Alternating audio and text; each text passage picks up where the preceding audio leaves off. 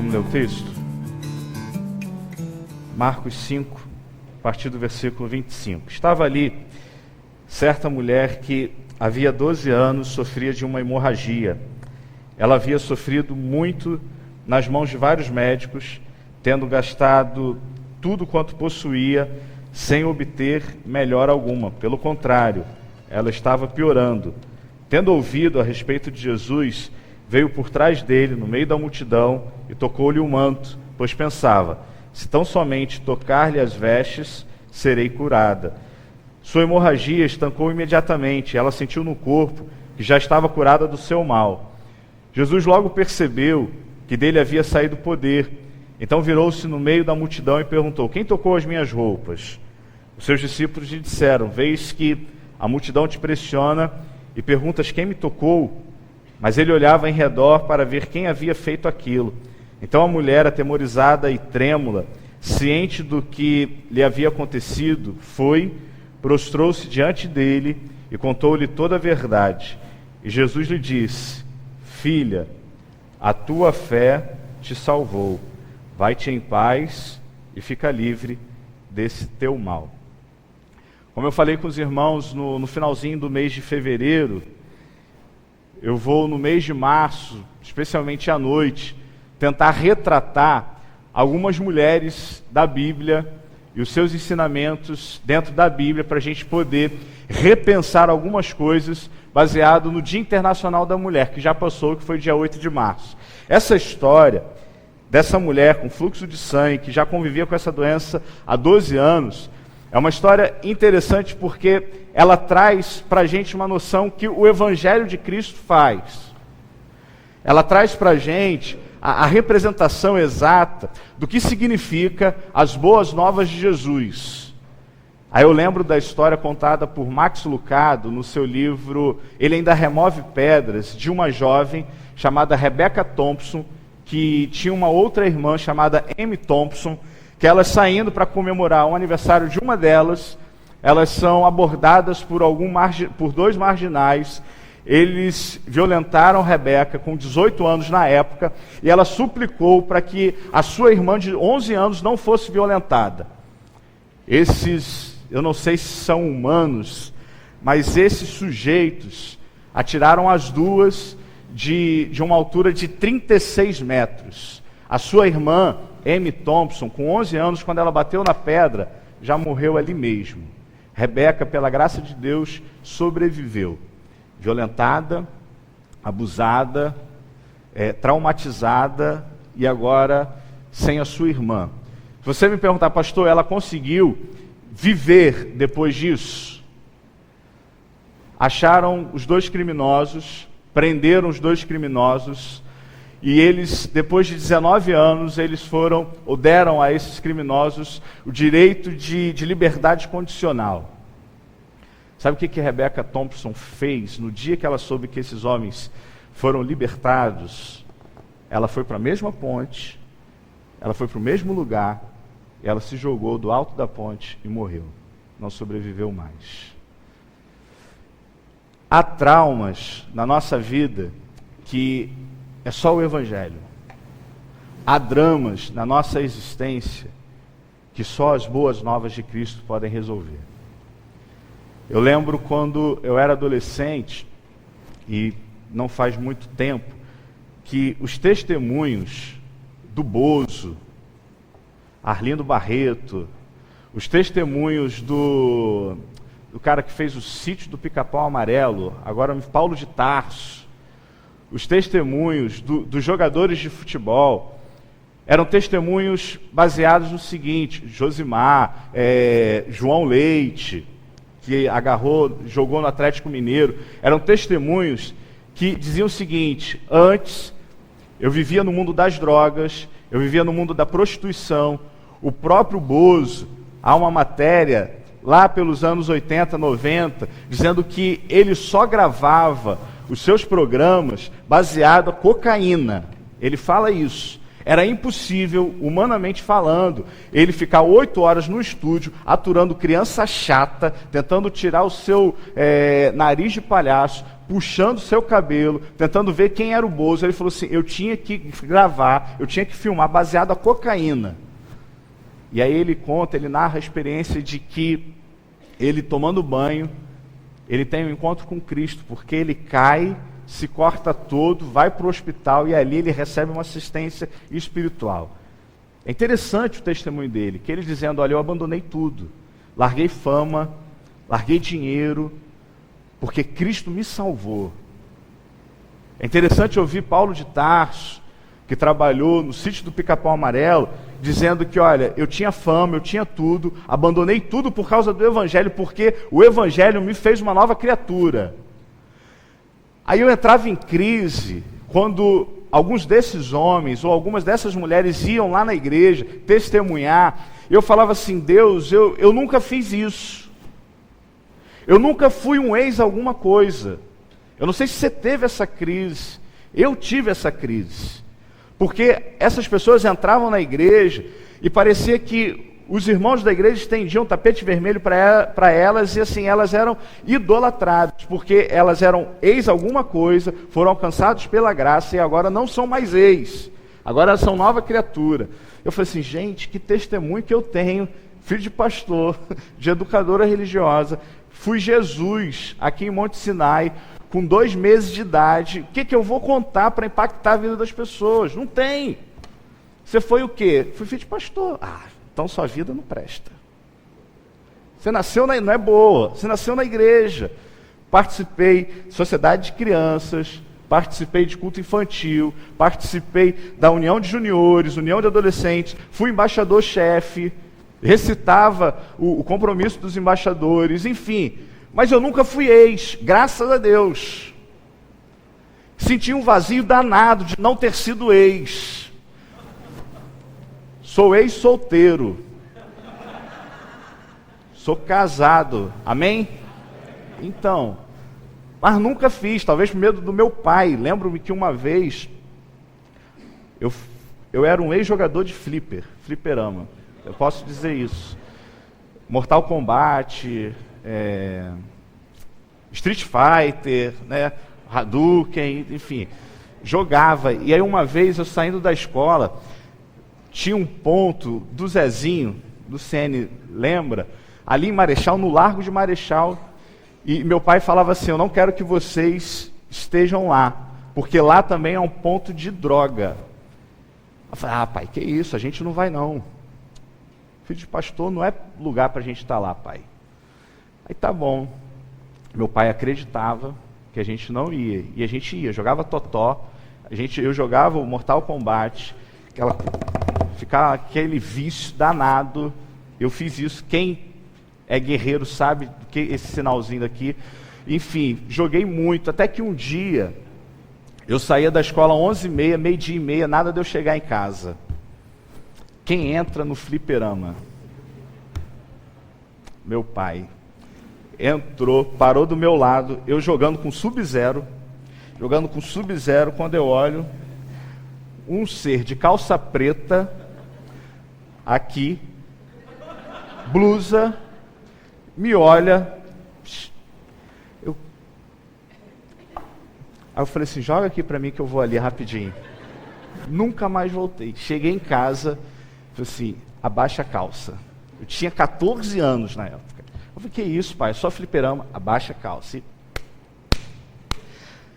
não gerou trauma, graças a Deus. Mas não comprei videogame, só comprei videogame quando eu casei. Porque eu não queria ter videogame em casa, enfim. Mas ele me ensinou, me educou, não produziu trauma. Mas quando eu ouvi alguém falando, eu senti um vazio danado de não ter sido ex alguma coisa. Hoje, quando eu vejo novamente o testemunho do Bozo, quando eu vejo o testemunho do Paulo de Tarso, do João Leite e de tantos outros, eu louvo a Deus pela vida desses homens, porque o testemunho é o seguinte, olha, antes eu vivia no mundo da prostituição, mas a graça de Jesus me alcançou. Antes eu vivia à base de drogas, mas a graça de Jesus me alcançou.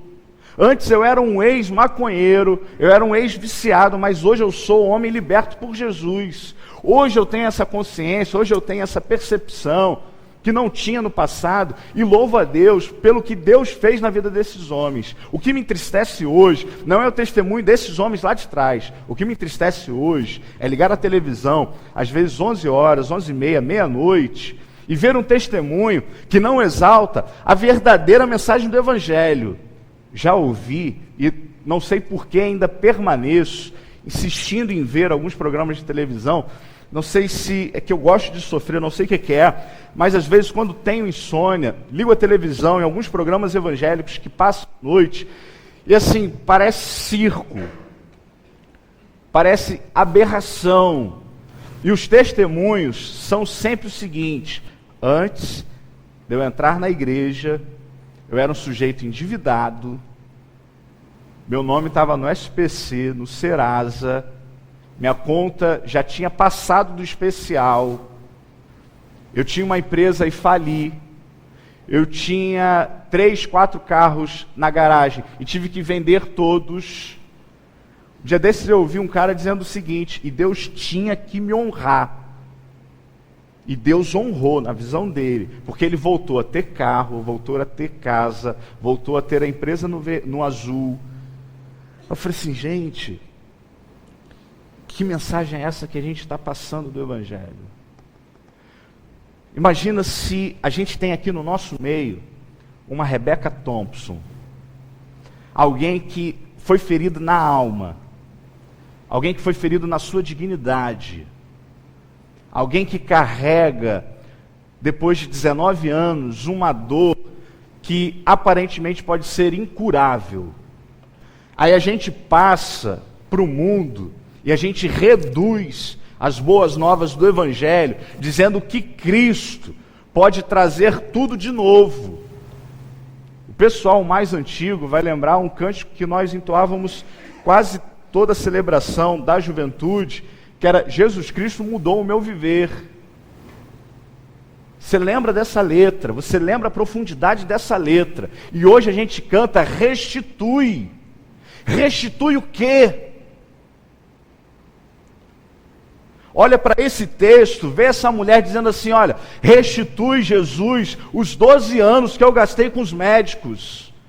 Restitui os 12 anos de humilhação que eu vivi. Não há isso. O que Jesus faz por essa mulher é diferente do que a gente às vezes tem cantado e do que a gente tem escutado aí fora. Por isso eu quis começar com esse texto, porque esse texto, muito mais do que a cura dessa mulher, é a restauração da dignidade dessa mulher. Jesus traz essa mulher à tona, à história, ao centro desse texto, para dizer o seguinte: olha, o que os médicos não conseguiram fazer por você, o que Jairo, chefe da sinagoga, não conseguiu fazer por você, o que esses outros escribas que estão seguindo Jairo, que eles não conseguiram fazer por você, eu faço. Eu trago você de novo à existência. Eu trago dignidade para a sua vida. Por isso, olhar para esse texto, muito mais do que ver a persistência da mulher, porque Seneca vai dizer que o processo de cura começa quando a gente está disposto a ser curado. E essa mulher quis, porque ir até Jesus nessas circunstâncias era impossível. Era impossível, irmãos. Sabe por que é impossível? Porque se você olhar o texto de Levítico capítulo 15, versículo 25, o texto diz que a mulher, ela ficaria 7 dias impura, por causa das suas regras.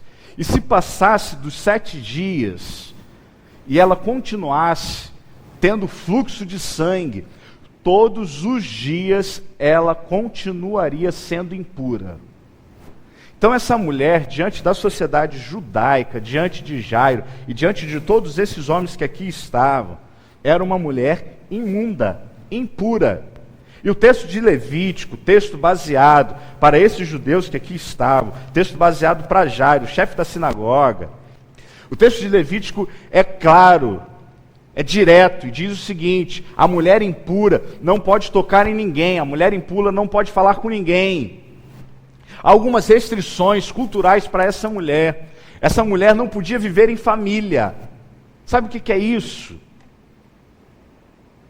Essa mulher não podia ter filhos. Essa mulher não podia ter relação sexual com seu marido, se tivesse marido. Porque o texto de Levítico dizia que o homem não podia tocar na mulher impura. Porque se tocasse, ele seria impuro também.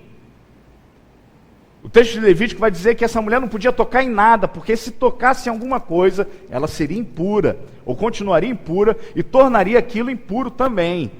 Contextualizando, se a gente recebesse essa mulher aqui, e ela entrasse por aquela porta, cumprimentasse Júlio, cumprimentasse Zé Maria, eles se tornariam impuros. Sentasse aqui do lado da Aline, esse banco se tornaria impuro. Todos nós que tivemos contato com essa mulher, nos tornaríamos impuros. Mas essa mulher vai na fé, vai na coragem, vai na força, vai na ousadia, vai porque ela não aguenta mais sofrer, porque não tem dignidade, porque não tem mais história. Sabe, aí me chama a atenção o olhar de Jesus para essa mulher. Aí eu te convido a olhar o texto comigo.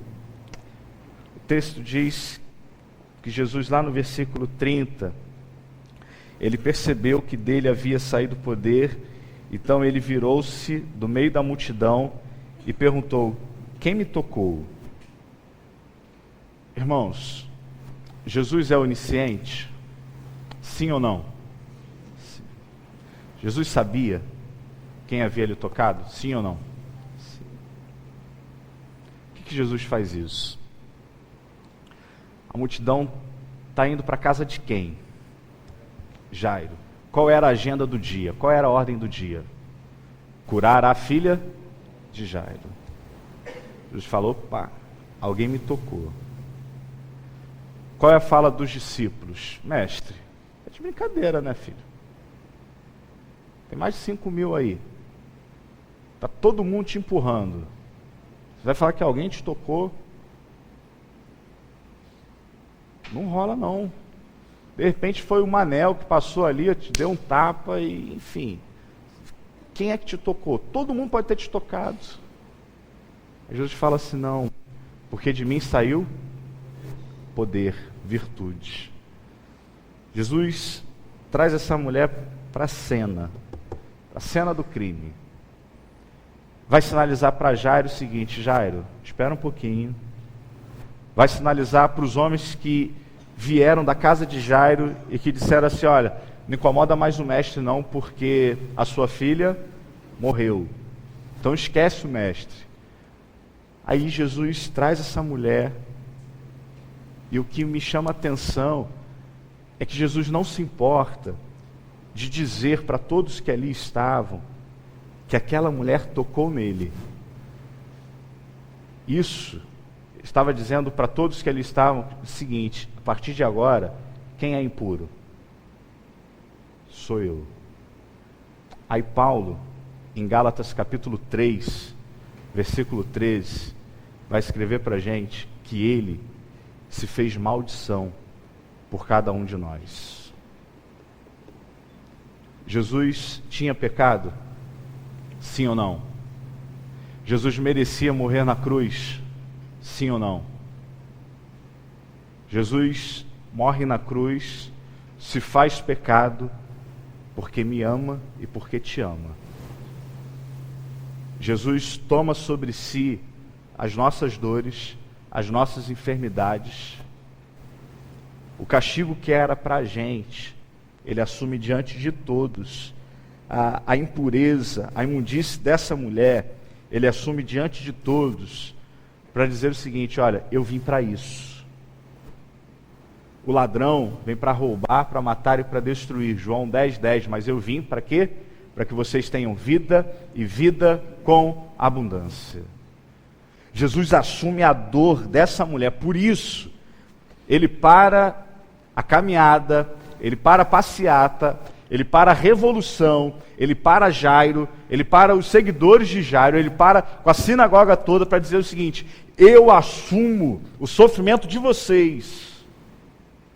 Muito mais do que vocês possam suportar, eu vou assumir isso.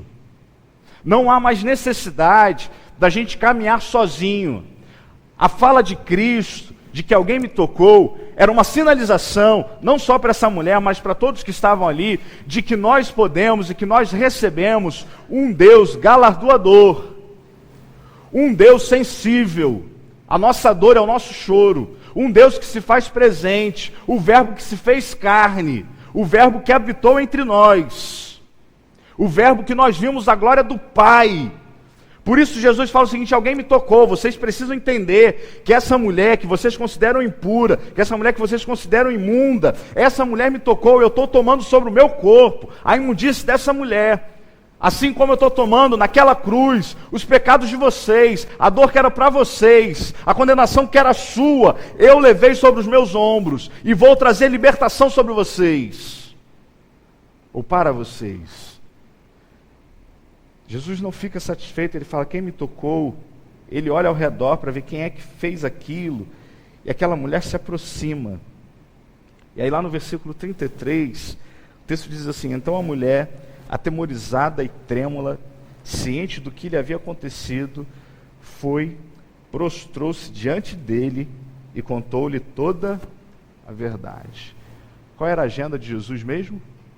Era ela? Era filha de Jairo.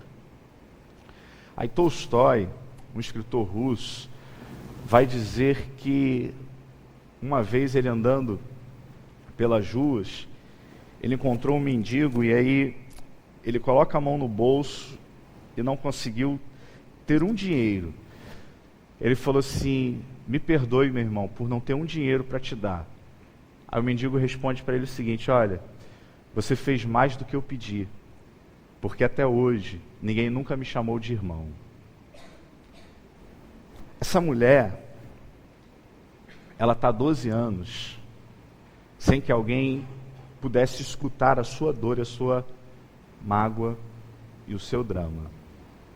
Essa mulher, não porque ela tivesse dificuldade para falar, não porque ela fosse muda ou gaga, nada disso, mas porque ninguém queria ouvir o seu drama, porque ninguém queria saber da sua dor, porque se alguém parasse para ouvir essa mulher, se tornaria imundo, se tornaria impuro. Então essa mulher caminha pela vida na expectativa de que alguém, além dos médicos, que eram os que tinham autoridade para ouvir os imundos e impuros, essa mulher que alguém, além dos médicos, pudesse ouvi-la. Aí Jesus para, o texto diz que essa mulher conta toda a verdade. Eu fico imaginando essa mulher falando: olha, no dia tal, eu fui no médico porque eu não parava de ter fluxo de sangue e já tinha passado do meu tempo, das minhas regras, e o médico faz todo o exame e fala assim: olha, você está com fluxo contínuo de sangue, você está com hemorragia. Essa mulher, talvez sabedora da lei, ela sabe que a partir de então, o destino da sua vida era solidão e sofrimento. E aí ela começa, vai no médico, conta toda a história, e um médico tenta um tratamento e não resolve. Vai no outro médico, tenta todo o tratamento e não resolve. Eu fico imaginando talvez essa mulher aqui contando toda a verdade para Jesus, chorando, talvez gemendo de dor, mas também com um sorriso nos lábios, porque alguém, depois de 12 anos, além dos médicos, pôde ouvir a sua dor. Mas não para por aí.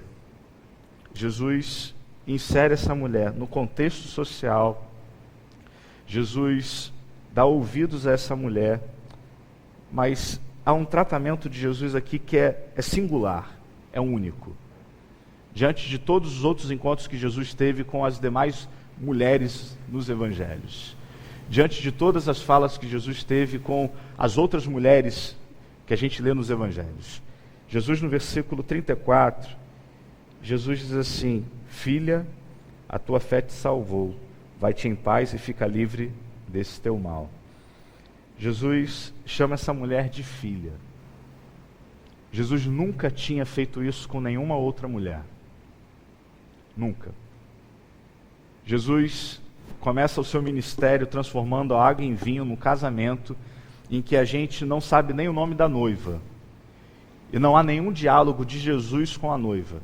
No sentido de que, olha, faltou vinho, mas eu fui lá, providenciei, transformei a água em vinho. Não, não há isso. Jesus sai dali e vai na casa de Pedro, e a sogra de Pedro está com febre, está acamada. Jesus transforma, cura a sogra de Pedro, mas não há também nenhuma fala de Jesus com a sogra de Pedro.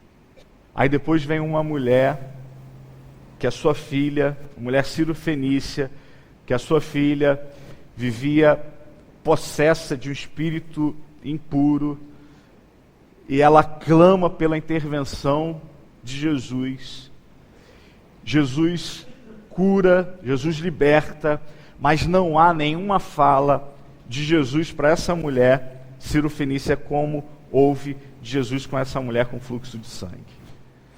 Jesus em João tem 2 encontros com a mulher, com 2 mulheres, a mulher samaritana, em que Jesus chama só de mulher, e com a mulher que foi pega em flagrante adultério, em que Jesus também chama só de mulher. A pergunta que a gente faz é por que só com essa mulher aqui, o evangelista Marcos, que foi o evangelho que serviu de base para Mateus e para Lucas, por que ele traz essa forma de tratamento? Percebam que Jesus está indo para a casa de Jairo. Jairo era chefe da sinagoga. Sinagoga estudava-se a lei. Sinagoga era meditação e orientação da lei. Jairo tem alguns homens que o serviam, alguns líderes que o serviam, homens que estudavam a lei. Então a gente tem Jairo, a gente tem alguns homens que conheciam a lei, a gente tem os discípulos de Jesus, que eram judeus, que conheciam a lei. Todos eles sabiam que essa mulher, nessa condição, não podia entrar no templo. Essa mulher, nessa condição, não tinha acessibilidade a Deus. Por mais que ela oferecesse sacrifícios, por mais que ela desse ofertas, o texto de Levítico diz para a gente o seguinte, olha, a mulher só pode entregar o sacrifício da purificação depois de 7 dias que ela estiver purificada. E esse 7º dia nunca chegou para essa mulher. Então essa mulher, depois que ela recebeu o diagnóstico, depois que ela ficou com fluxo de sangue contínuo, ela nunca mais pôde ir ao templo. Era considerada não mais como filha de Israel, não era mais considerada como filha de Abraão, mas era considerada um apêndice de Abraão, era considerada como talvez um plano B de Abraão. Por isso Jesus reinsere essa mulher no contexto judaico, diante de líderes judaicos, para dizer o seguinte, olha, essa mulher que durante 12 anos vocês não prestaram assistência, essa mulher que durante 12 anos vocês não permitiram que ela prestasse culto a Deus, essa mulher que durante 12 anos vocês não ouviram, essa mulher que durante 12 anos vocês não olharam para ela, vocês não deram atenção para ela, eu chamo de filha. Eu recoloco essa mulher no contexto judaico. Eu volto a trazer dignidade para essa mulher. Eu lembro de uma frase, e aqui eu caminho para a conclusão da reflexão, de uma frase de Martin Luther King, pastor americano, que ele diz o seguinte: nós não somos o que gostaríamos de ser, nós não somos o que iremos ser, mas graças a Deus, não somos mais quem nós éramos. Isso é graça. É o que Jesus faz com essa mulher. Jesus reinsere essa mulher no contexto judaico, no contexto religioso e no contexto social. Filha, você é minha filha. Você não é mais um aborto. Você não é mais um plano B de Abraão. Você não é mais qualquer coisa. Você é filha de Deus. Sabe, queridos e queridas, eu não sei se você entrou aqui, talvez como Rebecca Thompson, com dramas mais profundos na alma. que talvez você tenha perdido o senso de dignidade da sua história. Mas há alguém que não é o pastor, há alguém aqui, nesse lugar, que pode voltar a te dar dignidade, e esse alguém é Jesus.